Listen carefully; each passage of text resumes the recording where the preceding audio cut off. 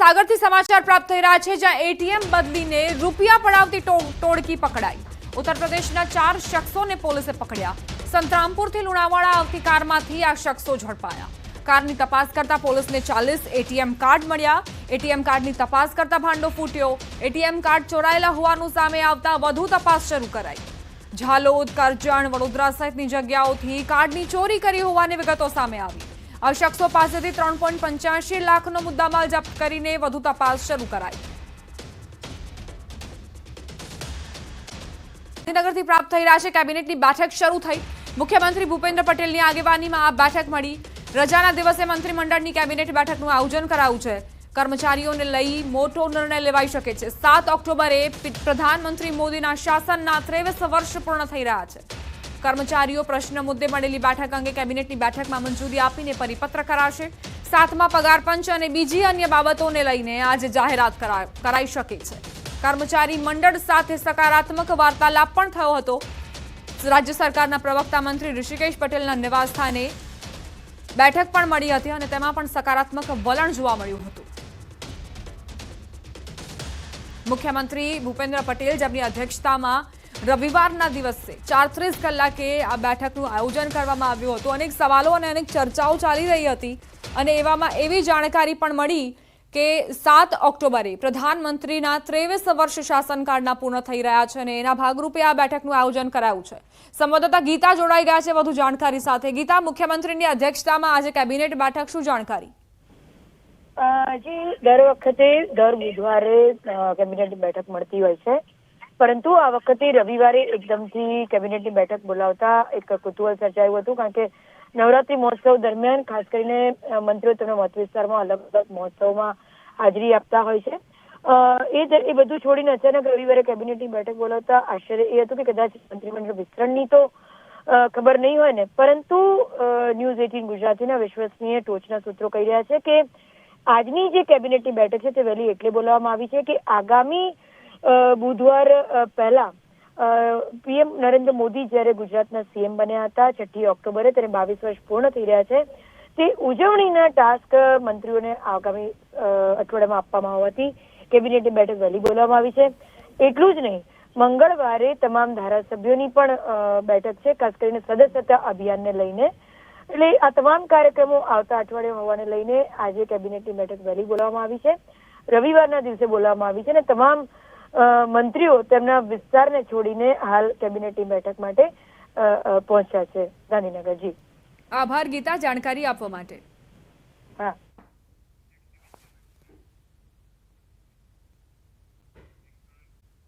ઓરવાડા નજીક પૂર્વ ગુજરાતની સૌથી મોટી અને કેન્સર સારવાર માટેની અદ્યતન સુવિધા સભર હોસ્પિટલનો મુખ્યમંત્રી ભૂપેન્દ્રભાઈ પટેલના હસ્તે પ્રારંભ થયો।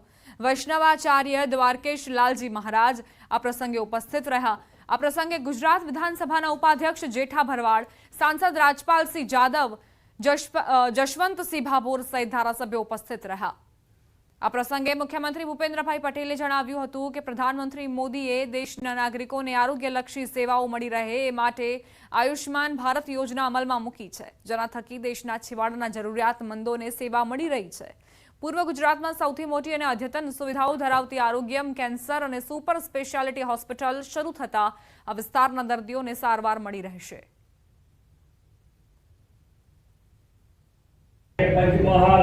દાહોદ અને મહીસાગર જિલ્લાના લોકોને રેડિયોથેરાપી, કીમોથેરાપી, સર્જરી, બોન મેરો ટ્રાન્સપ્લાન્ટ જેવી અદ્યતન સારવાર મળી રહે તે માટે आरोग्यम कैंसर और सुपर स्पेशलिटी हॉस्पिटल शुरू થઈ છે। सुपर स्पेशलिटी हॉस्पिटल जो आज तक इस क्षेत्र में कभी भी जो सुविधाएं प्राप्त नहीं थी और जो इस प्रकार की उपचार पद्धतियां प्राप्त नहीं थी, वो सभी यहाँ प्राप्त होने जा रही है।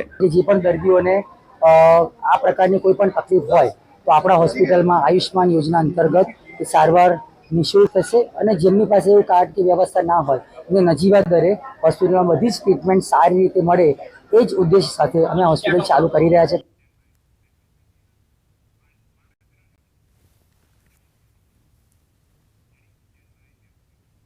હિંમતનગરના રેડીમેડ યુનિફોર્મ અને ટોપીનો વ્યવસાય કરતા વેપારીને 5 કરોડની ખંડણી માંગ્યાની ઘટના સામે આવી છે। શખ્સોએ હિંમતનગરના વેપારીને ઓનલાઈન કસ્ટમર ઇન્ક્વાયરી મોકલી 1 લાખ ટોપીની જરૂરિયાત હોવાનું જણાવ્યું।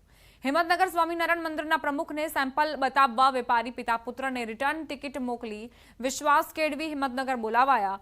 આરોપીઓએ પિતા પુત્રને પકડી લઈ 4 શખ્સોએ આંખે પટ્ટી બાંધી તમારું અપહરણ થયું એમ કહીને પહેલા 5 કરોડની માંગણી કરી. ત્યારબાદ 50 લાખમાં માની જતા 50 લાખ મંગાવવા ફોન કરાવ્યો હતો. દરમિયાન મોટા પુત્રને શંકા જતા તેણે વિડીયો કોલ કરવાનું અને લોકેશન મોકલવાનું કહ્યું હતું. સમગ્ર મામલે આરોપીઓ પકડાઈ જવાની બીકે બંને પિતા પુત્રને છૂટા મૂકી ફરાર થઈ ગયા હતા. સમગ્ર મામલે એ ડિવિઝન પોલીસે રાજકુમાર સંઘવી અને અન્ય અજાણ્યા 5 શખ્સ વિરુદ્ધ ગુનો નોંધી તપાસ હાથ ધરી છે. ફરિયાદી અને સાહેબને ધમકી આપીને કે કોઈને જણાવતા નહીં ત્યાંથી નીકળી ગયેલ. 6 આરોપીઓ વિરુદ્ધ ફરિયાદ દાખલ કરવામાં આવી છે હિંમતનગર એ ડિવિઝન પોલીસ સ્ટેશન. રાજ્યમાં વધુ એક ગુરુ શિષ્યના સંબંધોને શર્મસાર કરતો કિસ્સો સામે આવ્યો.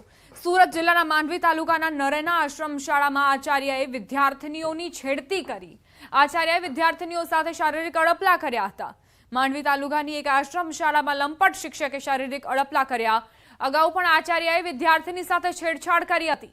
જે બાદ સમગ્ર મામલે સુરત જિલ્લા આદિજાતિ આશ્રમ શાળાના અધિકારીએ ફરિયાદ નોંધાવી. આશ્રમ શાળાના આચાર્ય યોગેશ નાથુ પટેલે વિદ્યાર્થીનીને પોતાના રૂમમાં બોલાવી શારીરિક અડપલા કર્યા હતા. 4 જેટલી વિદ્યાર્થીનીઓની છેડતી કરી હતી. ઘટનાના પગલે આદિવાસી સમાજના લોકોમાં રોષ ભભૂકી ઉઠ્યો છે. હાલ પોલીસે નરાધમ આચાર્યની ધરપકડ કરી વધુ તપાસ હાથ ધરી છે.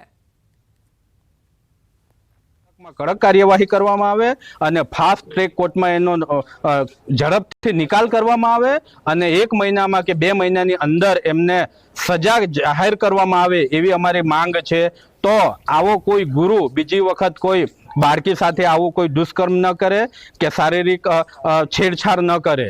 લંપટ નરાધમોને કડકમાં કડક કાર્યવાહી કરી અને એમને સજા થાય એવી અમારી લાગણી અને માંગણી છે. અને જો અમારા સમાજની દીકરીઓને ન્યાય ના મળશે તો અમારો સમાજ રસ્તા પર ઉતરીને જાહેરમાં આવશે.